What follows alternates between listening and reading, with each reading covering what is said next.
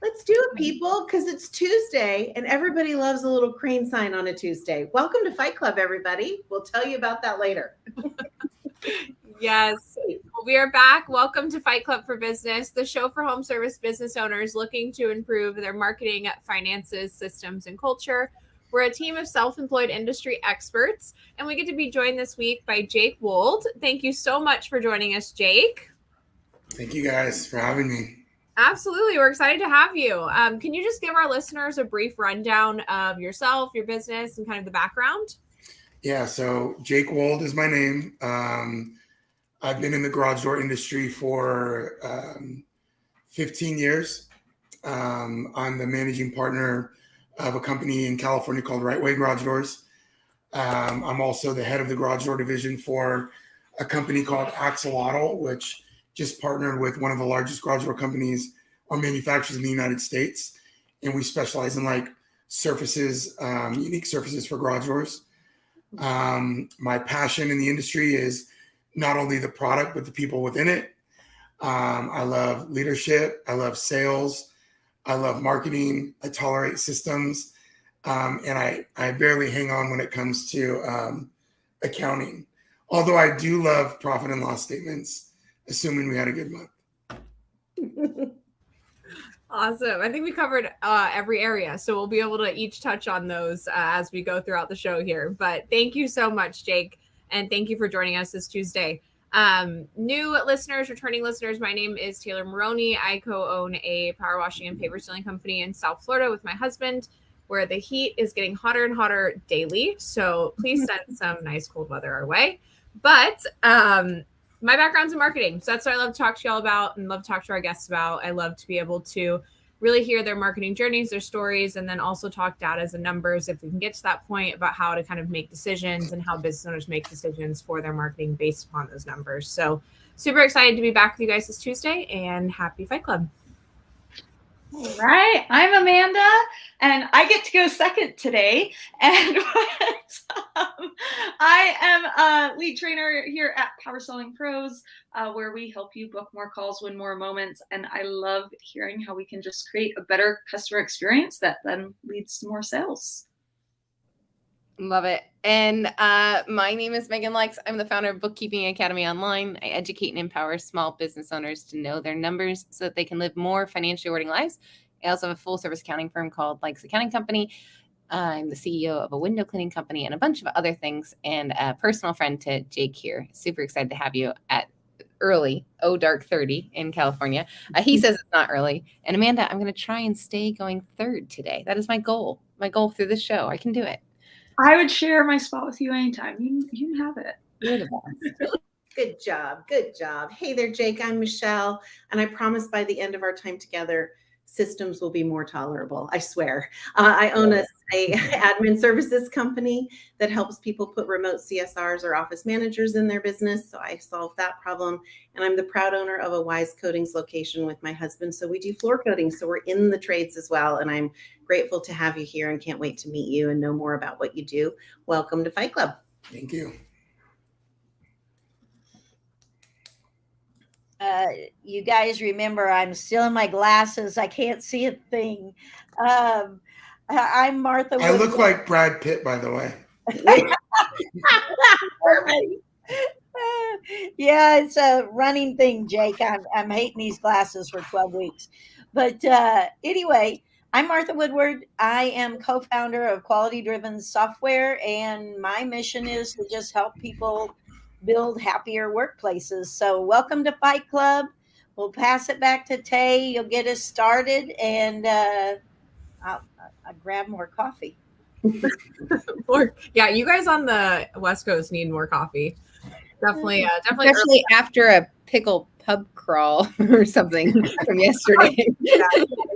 Your pickled pub crawl through with boats, I think it was. There's boat taxis involved somewhere.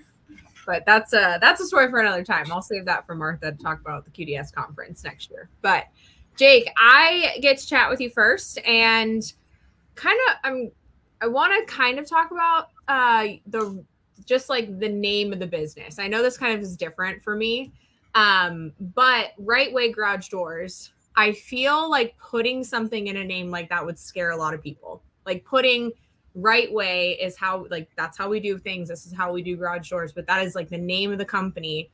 I feel like people would be really scared for the backlash that could come from a marketing standpoint if things did happen to go the wrong way. So I kind of wanted to talk about that experience. Kind of, I know there was a name change at some point. So how you guys kind of got to this name? Was there any reservation with having Right Way as the name? And if so, kind of what were those? But yeah, I just wanted to kind of start from there and then we'll see where we go. Yeah. So great question. And sometimes we do things the wrong way. Absolutely. I love hearing about those experiences. In fact, I don't have gatekeepers. If somebody has a problem, I want to hear about it. The name came, so originally our company name was RW, Garage Doors. The company was founded before I was born in 1980.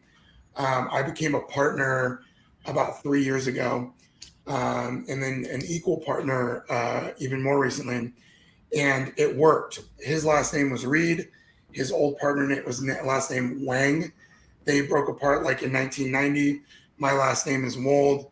It was meant to be. You could have wrote it up like a fairy tale. Yeah. Shout out to Dan Antonelli. I saw him at a conference, just like I spoke with Megan, and engaged with him. I thought our logo needed, it wasn't even our logo. It was just a cool wrap. I was thinking we would have our circle logo and he would just put like a cool like mascot behind it. We started talking. He told me my name sucks. I said, okay. He goes, yeah, you should change it. I said, you're an idiot. We've been in business for 42 years. There's no way. He said, well, okay, but it still sucks. And, you know, so we started, before we even started talking about names, I said, you know, I think that we can use this thing as a tagline. One of our customers at our Portland franchise, they said, oh, you guys do things, you know, you guys are awesome. You must be called RW because you do things the right way. And I had never heard that before. I had never once sat and thought about what does RW stand for. So I brought that up to Dan and he's like, I love it. He's like, that's your new name. I'm like, no, I still had my reservations. And of course, you know, it's when you say it, it means something. But really what he said is it not only speaks to your external audience, but equally as important, it speaks to your internal audience. We do things the right way. So our tagline is we get it done the right way. But it's also for our internal audience as well. Like, yeah, we get the job done the right way. If you don't, you know, hey, we have a job. It uses 2 white springs. I have a yellow and a white spring. Can I just get it done? And it's like, okay, is that the right way? No. Okay, go back and get the right springs. We do it in leadership meetings and everything we do. And it's on our vans. Get it done the right way. It's our closing line. Do you want to get it done the right way? Yeah. I mean, the power of words, right? I mean, I feel like this happens a lot when people are looking, and I'm not surprised Dan really pushed you guys to get to a new point for a new name. So I'm happy he really pushed those buttons because this is phenomenal. And it was one of the first things I noticed immediately when doing my research for the show was just how much power the name that you guys chose for the company to move forward with from RW to Right Way has. I mean, I thought the same thing. It has the internal customers, but it also has that same power for the external customers. I look at this as a consumer and I see this company is going to come to me and they're going to do things properly. I'm going to have everything done the right way. And I'm going to be proud of hiring them as the company I chose for my garage doors. Now I will ask, I want to make sure we do get to the wrong way side of things because it does happen. Of course, we are all human. It's not the end of the world. I mean, it happens all the time, but how do you guys handle that with a name this powerful and very in your face about being the right way? How do you guys approach when things do go wrong? Because that is a way I could see a marketing disaster, a potential disaster happening if the wrong unhappy customer decided to lash out on Google. Yeah. I mean, it's like, you know, marketing puts pressure on sales in a good way. The name puts pressure on our operations. So we have to, you know, not act like we are, act like we know how we can be. So I think it's really less about the mistake and more about how we handle it.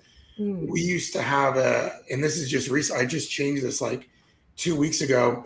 If a customer called with an issue, we would take a message, we would do our research, and then we would call them back. And what we found is customers would call irritated, and then they would get off the phone livid. So, really handling the customers is just having the first step is having a direct line of communication. If we could capture that issue quickly on the front end and with resolution and communication, it's going to de-escalate things.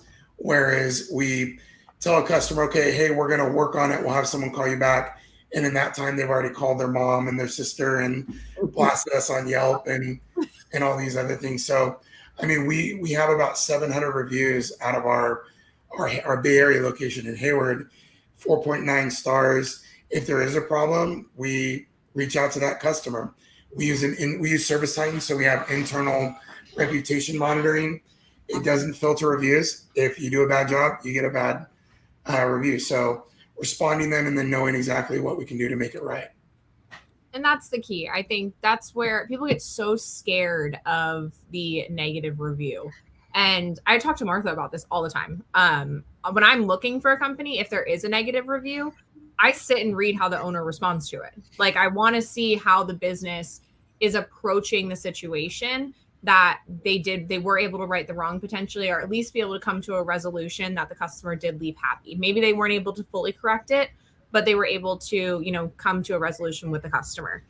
And that to me says a lot more about the company than 5-star reviews everywhere, because no one's perfect.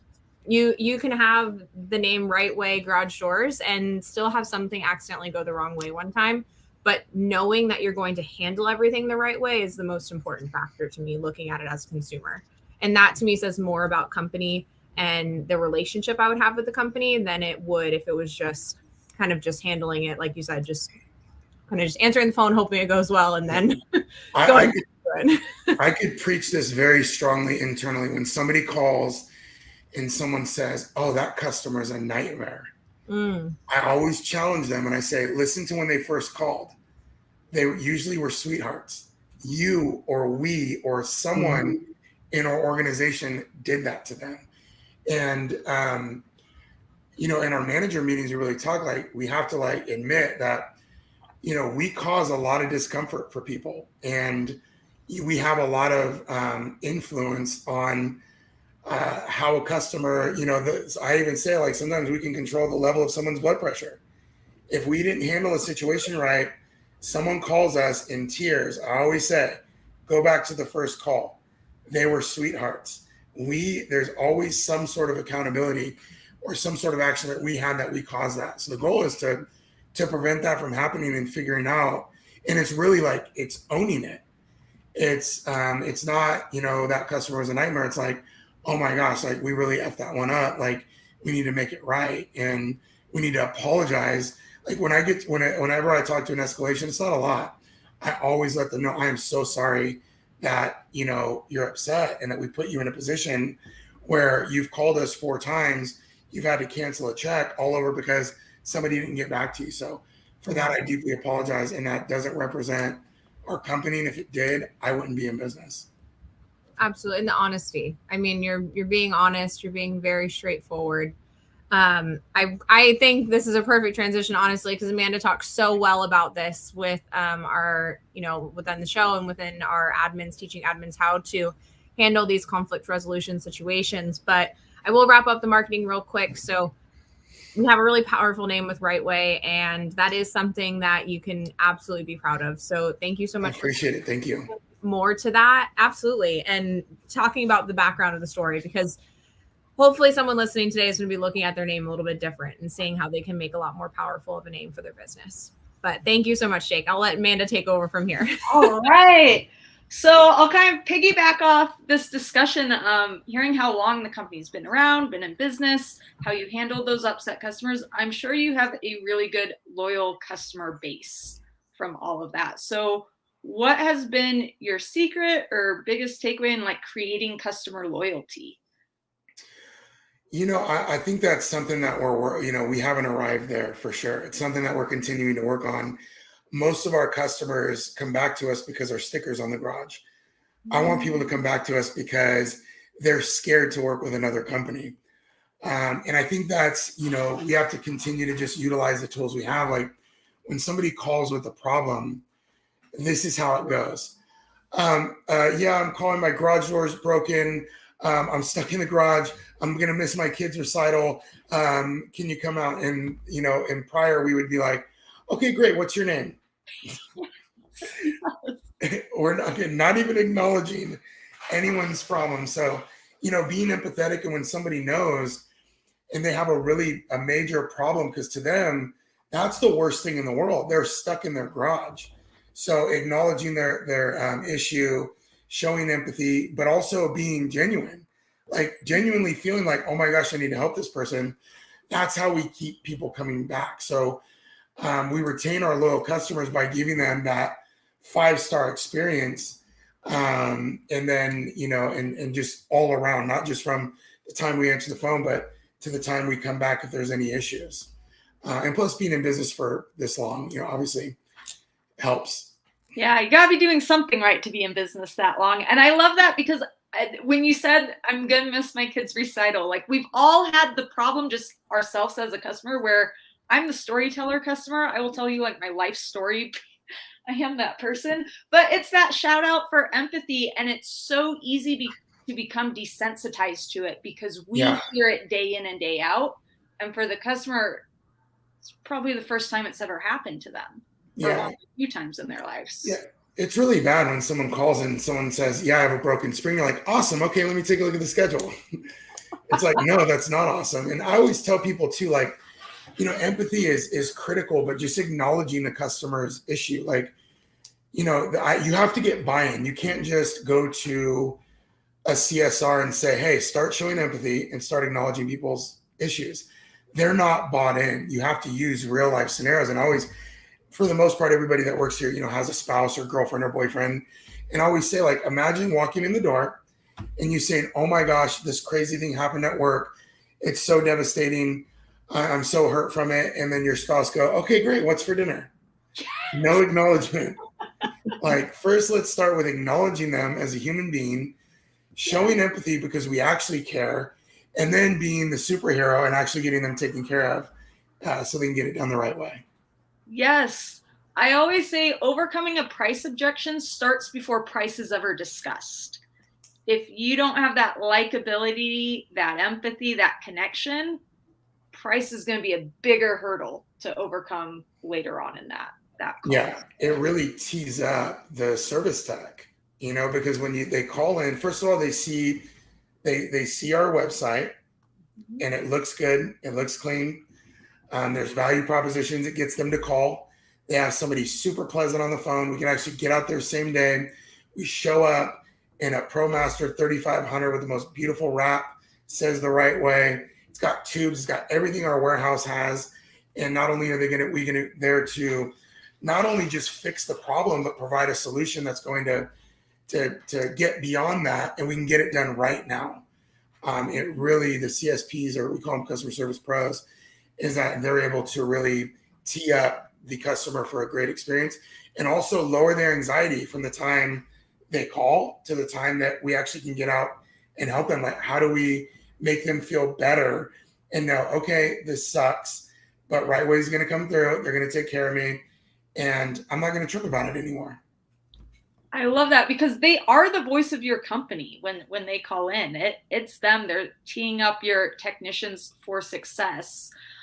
Is there anything you have found that really helps set those technicians up for success on that phone call? Because so many times we'll just go, hey, technician's on the way. Is there anything you add or anything you do to kind of help that transfer from the call to the technicians to be? Yeah, absolutely. And I think you just touched on something, is like, first of all, the CSRs need to know that they're like important, and they really need to understand that what the objective is and that the work they're doing is worthwhile. There's a great book called Gung Ho.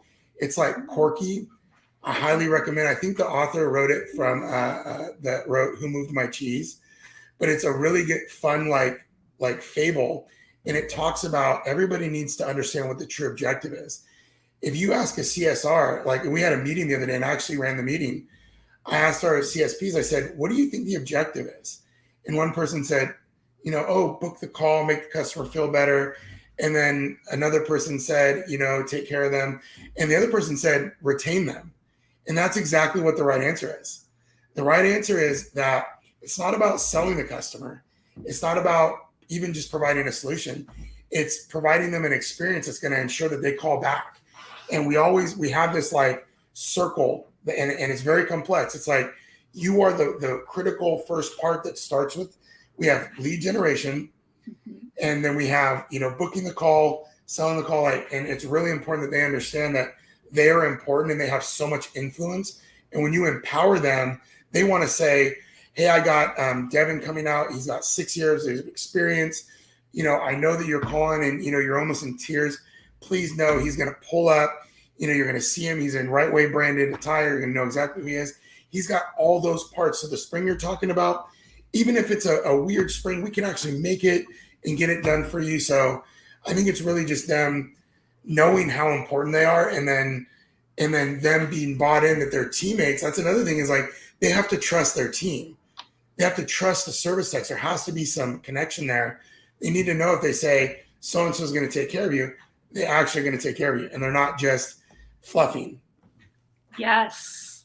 I think that's huge. And so what I'm taking away from all of this is the sale is the result of all of this prep work that happens beforehand.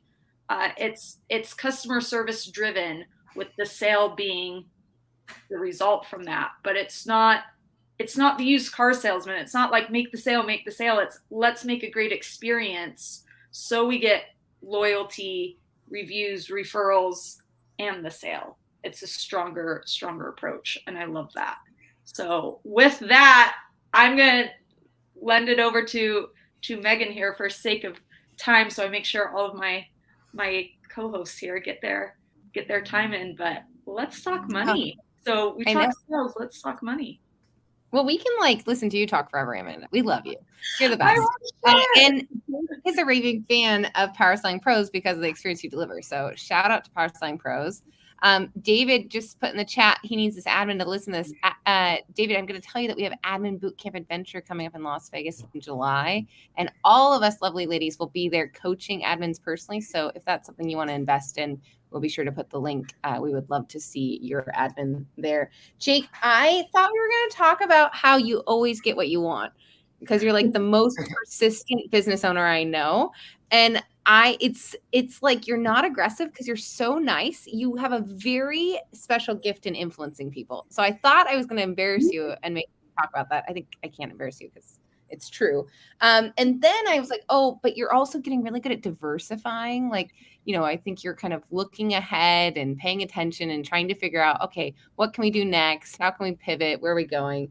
But I think we have to keep going with retention, because I just had a meeting with my coach last week and for my window cleaning company. And this is what we talked about: the metrics about returning customers. And I think that could be a really valuable conversation to continue. What do you think? Yeah, no, I think it's critical, because, we did about 16 million in revenue last year. We have a goal of 20 this year, and we need to get to 100 in 5 years. So retaining customers is huge, because you're not just retaining that customer. We don't want to just create happy customers. We want to create advocates. And there is a big difference. A happy customer looks like, hey, Megan, do you know any good garage door guys? And you're like, yeah, my friend Jake, he owns Right Way Garage Doors. Yeah, give him a call. That's a happy customer. An advocate is going and saying, hey, Tay, do you know any good window cleaners? And they're like, yeah, Megan's awesome. But let me tell you about Jake at Right Way Garage Doors. He's awesome. They showed up, they fixed my garage door, or they replaced it, or whatever it is.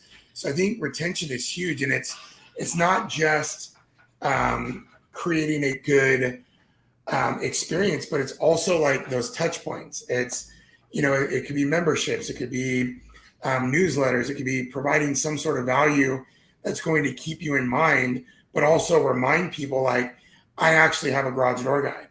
And for me, like, I have a painter, but I don't have like a flooring company, like, but so that's the goal, is to be somebody's go-to company. Yeah, it's funny. I have two comments about that. I was at a Rotary cocktail party a couple of weeks ago, and we were talking about the HVAC company in my town, Blake's, and how Blake's was like the gold standard for customer service. And it is exactly what you just described. I think somebody else was talking about like a painter or maybe even window cleaner. And the conversation went around to Blake's, and I thought that was so interesting. So shout out to Blake's locally, like you are the gold standard for service. I want to take this a little bit of a money direction because I think that that's something that you and I nerd out about a lot. But when I had this conversation with my coach, it came up because we were restructuring sales commissions in our company. And she had me basically like flip everything on its head and prioritize sales commissions for returning customers. So she wanted me to break my P&L to really separate how much of it was from repeat business versus how much of it was from new business, and to incentivize an internal salesperson to really, really prioritize those touch points with our repeat customers. And that was such a foreign thing to me. And I realized why this felt so like, I don't know, game-changing, life-changing, is we spend a lot of time chasing strangers. Why don't we spend the same amount of effort prioritizing the customers that have already given us money, the customers that already know, like, and trust us? Why are we not putting the same efforts and incentives behind keeping them engaged? So Yeah, well, I'm sure you and I are going to have a lot of conversations about this, but just a quick aside, like what they talked about was, what are the touch points we can create? So like, if we think about the right way, you're so creative. Can you brainstorm with us a couple of ways that you could implement this with creating like a good returning customer experience? Yeah, it's huge because you use the word time, but it's also money. We spend a lot of money chasing customers that are not going to do business with us. So I think it always comes down to value. It's not, and it's how can we provide more value to a customer or some value to a customer that just got their garage door installed a year ago. So I think for us, it's going to be memberships, and it's going to be memberships really revolved around preventative maintenance. And if you look at historically, even in the HVAC industry, a lot of times people are going to repair something and they're going to say, okay, well, I'm not going to replace it unless it's broken. But it's interesting because when you go to a lot of the people that were going to their houses for garage doors, they just, this is their first house, or they've never had a garage door problem. But what they have had is they've had issues with their car. Like almost everyone has a car, except Megan. Actually, she just finally got a car.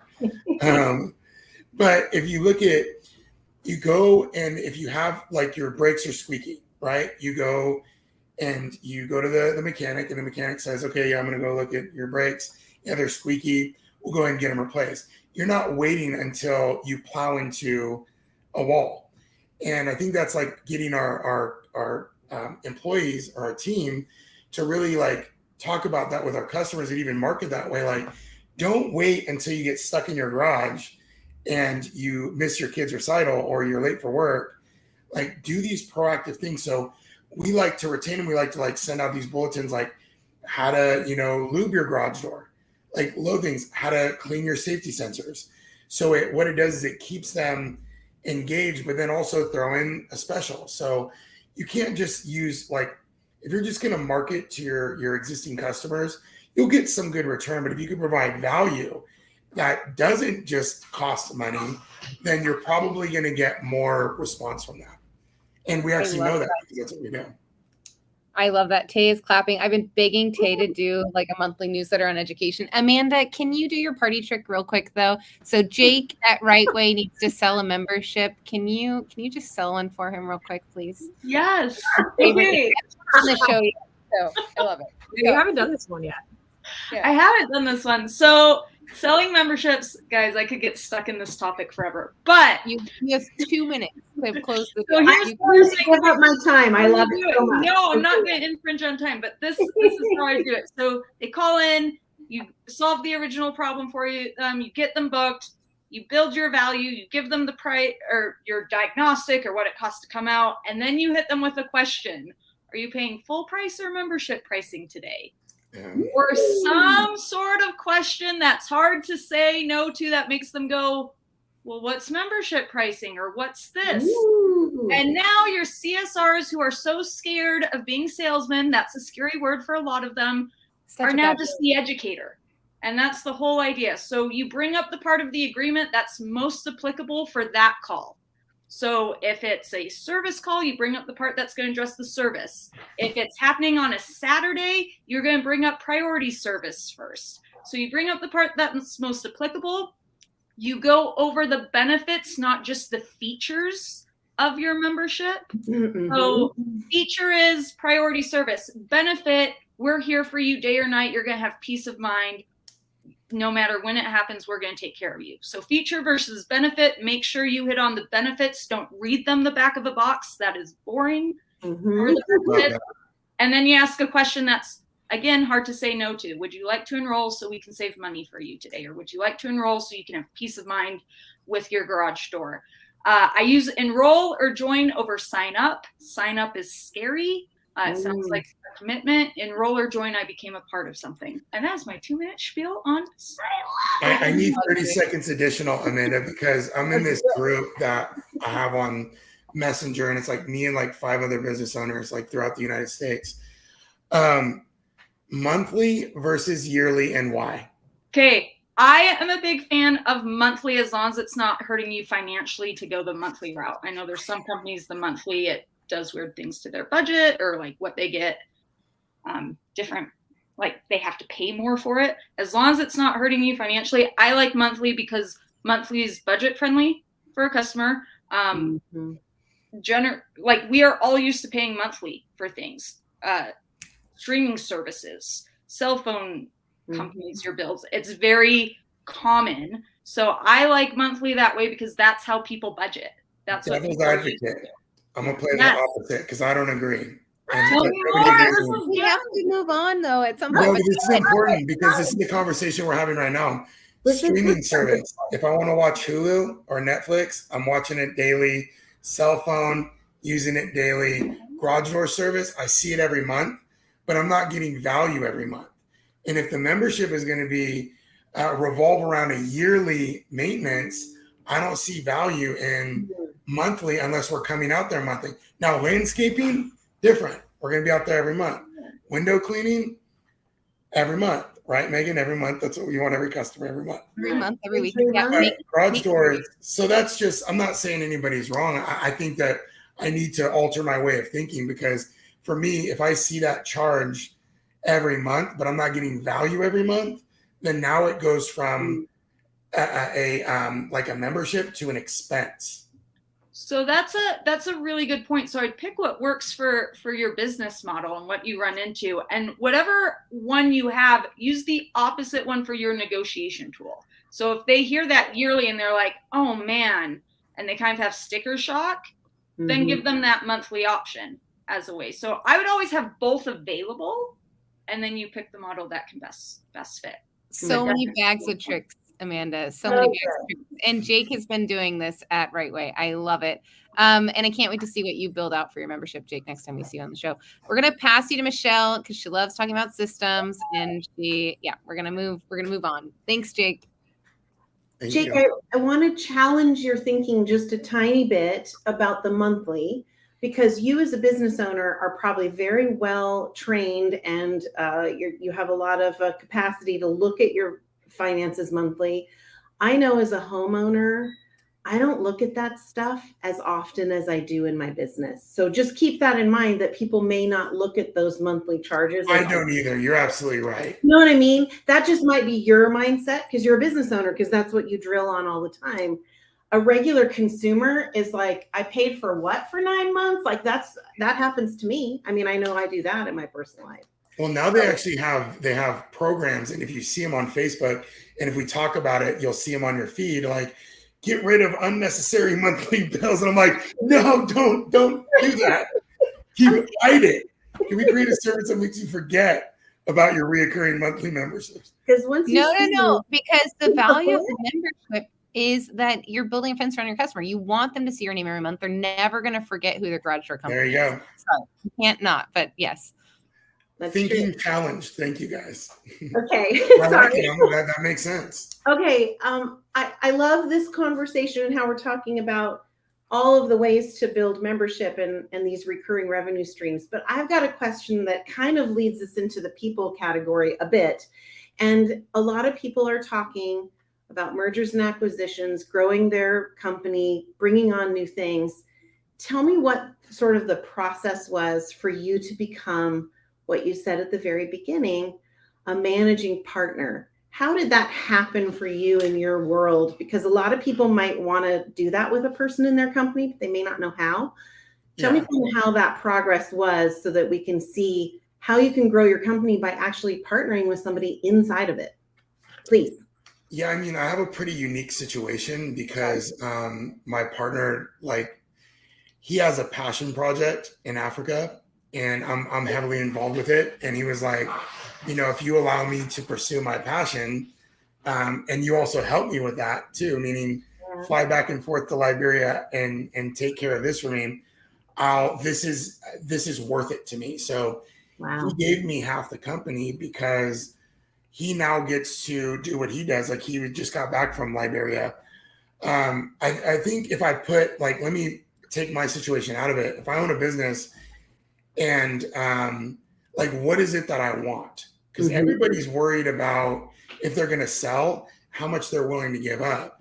Yeah. My partner has an abundance mindset. He's like, he's not worried about giving up, 50% here because he knows that he's going to get, worried about getting 100% because he knows that he could keep his hands off it and just watch it continue to grow and still reap the benefits of him busting his ass for 35 years, you know? So I think it's really is, if somebody is working in an organization, it's like, what value can they provide to an owner? And then what does it look like now? And then what does it look like, what it can be? And I know, like, Tom Howard talks a lot about, like, profit interest units and things like that. And it's, it's getting creative. It's hard because there's two sides of it, right? It's like, you're in an organization. And I think that happens a lot. You're a GM and you're going like, okay, I'm entitled to this because the owner's playing golf every day. Yeah. So I always question, like, well, if you were the GM of Best Buy, would you own Best Buy? Yeah. So you have to create value. Like, you have to, just because the owner is doing his thing, like, this is America and we all have our own opportunities and we can do things, but I always say, like, build value so it's worth it. And then set objectives and say, okay, right now we're worth, 20 million. And if we get us to 40 million, I get X amount. If we get to 50 million valuation, I get X amount. And really just create value, not just here's what I deserve. And also just, be irreplaceable in your character, not what you do, your role, because everybody's replaceable, but, like, I'm irreplaceable. You're not going to find another Jake. Oh, I love that. You have to, like, it's not like you do things secretively and you build systems that only Jake can run. Sure. But it's like, Ron and I work so well together that he can't imagine working with anyone else. So I think that's some of the value I've built with him is our relationship. And he's willing to kill for me, so I'm willing to die for him. Oh, That's an Aura from Service Time quote, by the way. I love that. I love that. That is so good. And you said the S word, the scary systems word. So tell me, because communication between people who are traveling or distant, my whole team is remote. Tell me how you guys communicate. We'll just cover one system and keep that close bond with each other. Tell us how that works when you're separated from one another. Well, if we're going to talk about systems, I'd like to actually divert from that because Ron is 100% hands off. He has nothing to do with the company. Really? Yeah. So, but what I like is we had a meeting the other day and it was a leadership meeting. We had like 8 managers in the meeting and I had a very emotional moment. It was the first time I think I would ever cry at work. Wow. And it was, I'm sick of the waste and the mistakes. And, me taking on this role where it's almost like I'm a dictator where I point something out and everybody at the table is then waiting for direction for how I'm going to solve it. Yeah. And I just had a moment where I was sick of it. And So, everybody's bought in and they're going like, okay, well, we're going to use this and we're going to go to our team and we're going to start holding people accountable. And I'm like, hold on, that's not what we're going to do. Yeah. Let's start with setting expectations. Like, does your team actually know what you expect out of them? Do they truly know like what your goals are? Do you know what their goals are? And then we have that transparent conversation that's not saying, hey, things are changing, but it's like, hey, look, this has gone on for so long. Let me show you. I created a waste reporting service time where we can actually go in and show every time that we have a waste job, every time there's a warranty, it's tagged with people's names. They can actually see the data and go, oh my gosh, I didn't realize, that was going on. So now we have a clear system to show people. And also at the same time, while we're coaching them is, holding them accountable, but you can't hold somebody accountable if you don't even have a simple standard. Then you're just a jerk. So true. So true. I love this. This is beautiful. And an incredible segue to Martha. In our company, we use 90, the software 90, which is a traction-based tool. I love it because all week or at night or on the weekends or whenever I'm thinking about it, I can put an issue in 90 and then we can address it when we're all together on the call. And it doesn't just linger in my mind. I have a place to place it. So that's a system that I love and use. So I'm going to pass you off to Martha. Thank you so much, Jake. That was very helpful. Thank you. Okay, Jake, you mentioned something earlier and I thought, ooh, I want to talk about that. And that was how you build the trust between basically your management staff and your field staff. And so, we don't have an abundance of time, but what things have you done? Because you mentioned you've got to have trust in the people who are going out there. What things do you feel like have been most successful for building that trust, that two-way trust? It's another thing that we just haven't arrived on that we're continuing to work on. And I think when you say everybody uses the word coaching, I'm not in love with that. Like, I think there is time for coaching. I coach both my son's baseball teams. I think sometimes just like having that conversation, that one-on-one, but also not just, pointing out things that are good. I think for us, it's like we're building trust by being transparent. Yeah. We just hired an amazing person. She worked for one of our competitors. And I was like, and she was basically like the general manager, and they're a big company. And I was like, what is your average service tech generate? And she's like, I don't know. And I'm like, how much revenue did you guys do? I don't know. And I'm like, why don't you know? And they're like, well, that was kept from us. I was like, even the person running. So for us, it's like, we have to be transparent, not just in the bad, but also the good. Right. They need to understand when we're doing good, our management team, this is something that I didn't share. I didn't share EBITDA. And now that's our main focus is we're in business to generate a profit so we can pay people better and grow our company. We have to Right Way has to make its core, its team. And then our team makes our customers their core. So we treat them right. They treat our customers right. And then Right Way wins. It's not like you don't just put all the focus on Right Way. It's like, no, it's like we're just the result. If we're doing a good job, we're making money. If we're doing a bad job, then we're not making money. So I think for us, it's something that we're really continuing to work on. And when I say work on, we're actually sharing more, is transparency. And you can't build trust unless you're being fully transparent. Everybody needs to know how much revenue. Everybody needs to know how much money we're making. Everyone needs to know how much money we're losing, not because of pity or cutbacks, but because how do we improve? So I think that's the biggest thing is transparency. And then the number one thing is going to be communication. If you ask anyone here, what is it you want most? A lot of people say is I want to know what mistakes are being made. But I also want to know what I'm doing well. So a lot of our coaching, if you only coach the bad, then you're not going to ever get trust. Sometimes you need to reward people just for doing their job. Just like my son, when he goes up to bat, he's expected to hit the ball every time.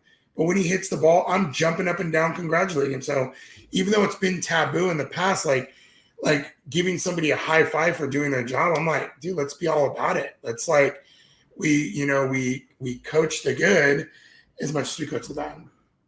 Yeah. Yeah. And I think just even having those conversations does, I don't think it comes naturally for field staff and management to understand how intertwined they are. And so when we would have the conversations about, hey, listen, just for example, clocking errors or something, just talking about how when these things happen, how it affects the other, and then vice versa, was always really eye opening for the staff. And I think it does bring them closer when they understand that your actions or lack of, this is how it affects. And again, in the form of transparency. But it's, building that team and understanding how one affects the other, and that you can kind of make or break somebody's day by, Yeah. yeah. Yeah. They need like, and I misread the question. I thought you said managers. So I was like talking about managers to field staff, but internally we just like, if you were a service tech, you had to call a line, press for admin, press 1, for accounting, press 2. We got rid of that now. We have a dispatcher now, we have 2. So now if there's a problem out in the field, like to me, it's providing support.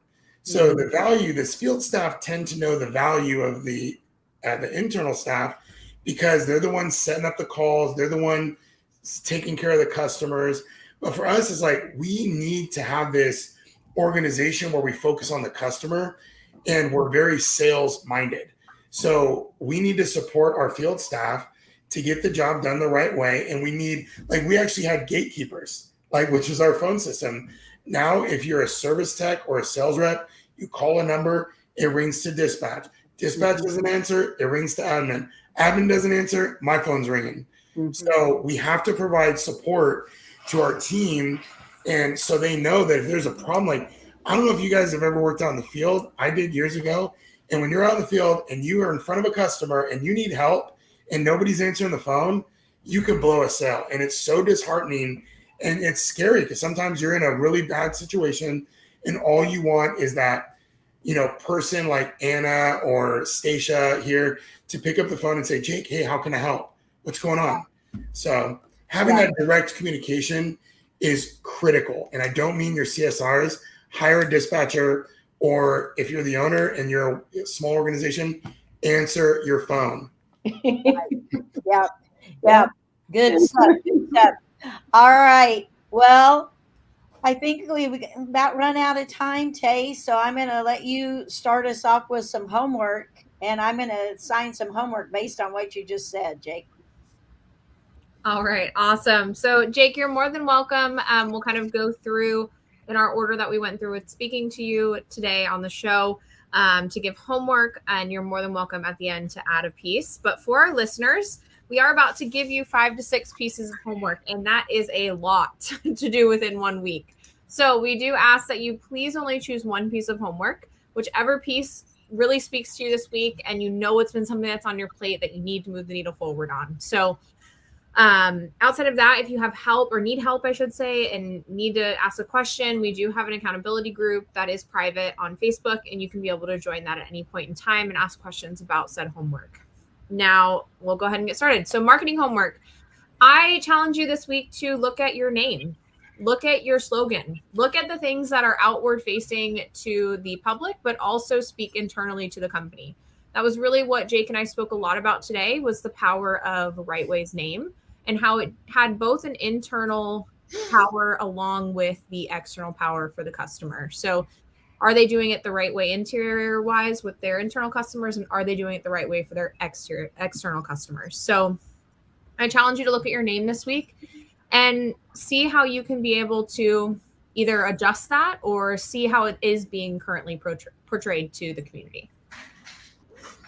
right. Sales homework. So we talked a lot about empathy and connection first so that you can drive those sales. So my challenge is if you answer the phone or if it's someone else at your company that answers the phone, make sure you have some sort of empathetic connection statement first and you're listening to the problem before you dive into those logistics. Make the connection first. I like it. Before diving into logistics, and Jake gave the example of, great, I'm glad you're trapped in your garage and you can't get to your recital. What's your name? Or something like that. Building that, listening to the problem before diving into the solutions. I think the best that Jake gave was coming husband, wife, or boyfriend, girlfriend coming home. Like really taking it to that level. What's for dinner? What's for dinner? That wouldn't fly at my house. Definitely not in our house either.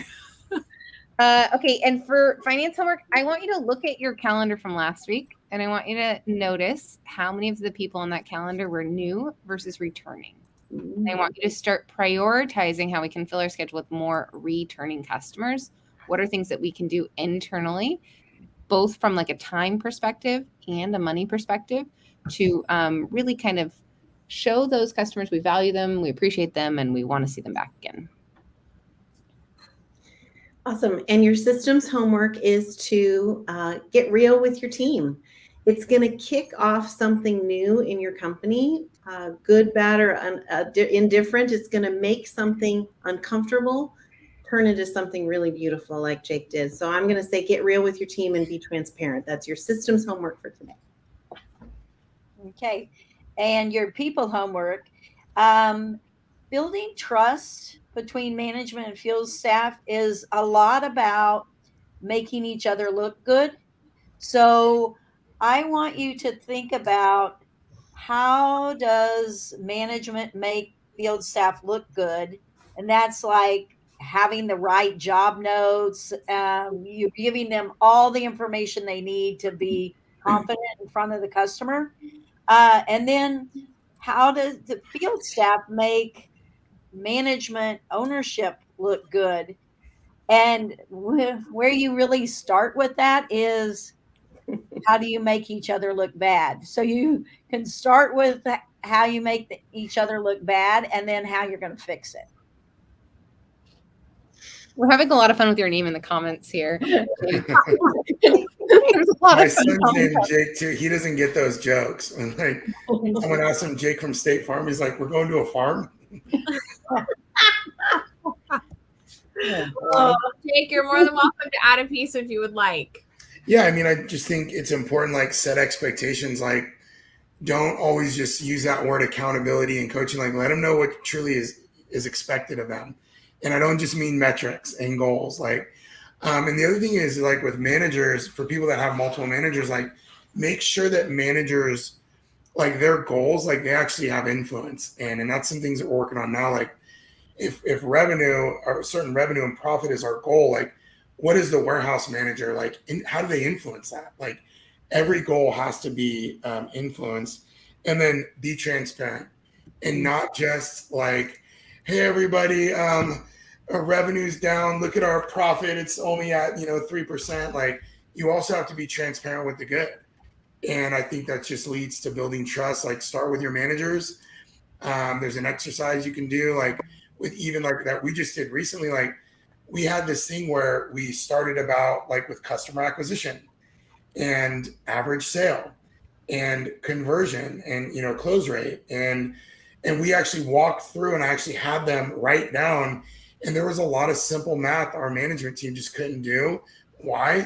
Because I didn't share that with them. So I own that, and now like my managers are going to understand EBITDA, they're going to understand expense, they're going to understand and the way that their departments influence the P&L statements, and they're going to understand the math, how to get there and understand it.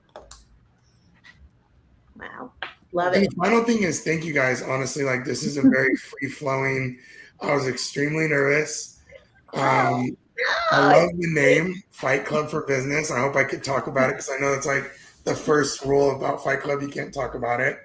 But We make our own here, Jake. You can talk about it all you want. Amazing job of like facilitating and making me feel comfortable, because although Megan says I like to talk, I'm not a very systematic speaker in any way. Oh, That's not true. That's not true. Look, there's so much love here. Zach. Hi, Zach. Hi, You're Zach. impossible What up, to Zach? like. I love Zach. And David says you're awesome. Awesome. Thank you, David. Wonderful. Well, Jake, if someone does want to get into contact with you who doesn't know you already, what would be the best way for them to reach out? They could call my cell phone number, 415-424-1344. It's a real number. It's not like Megan when she gave me her number and the bubble went green. And I said, hey, I can't really trust people that use Androids. And she goes, here's my real iPhone. I actually have an iPhone. And the reason is I get a lot of people that reach out to me on Messenger and say, hey, can you find time? Like, that's very humbling. But yes, I can find time. Oh. If you have a question, text me, or if you can help me, text me. Like, don't, like, for the people that are, are killing it, like, I would love to hear from you, and you share your experiences with me. And then you can email me at jw@rightwaygaragedoors.com. And then if you're interested in high-end luxury surface products, you can reach me at jake@axolotlglobal.com. I can't spell axolotl. AXOLOTL. Axolotl is actually a salamander. Ooh, Interesting. Love it. we're learning It's something. like one of the only animals that can like lose part of its brain and grow it back. Wow. So I don't know if that has something to do with our tagline, the evolution of possible. So good. And Jake, we always end with a quote. So I picked one that I thought fit, and I love it. It's from Howard Schultz, and he says, success is best when it's shared. You shared a lot with us today, and we're so grateful for your time. Thank you so much for joining us on Fight Club. Everybody have an awesome Tuesday out there. Thank you guys. right. Have a good week. Thanks. Yeah, Bye. bye. Thanks so much.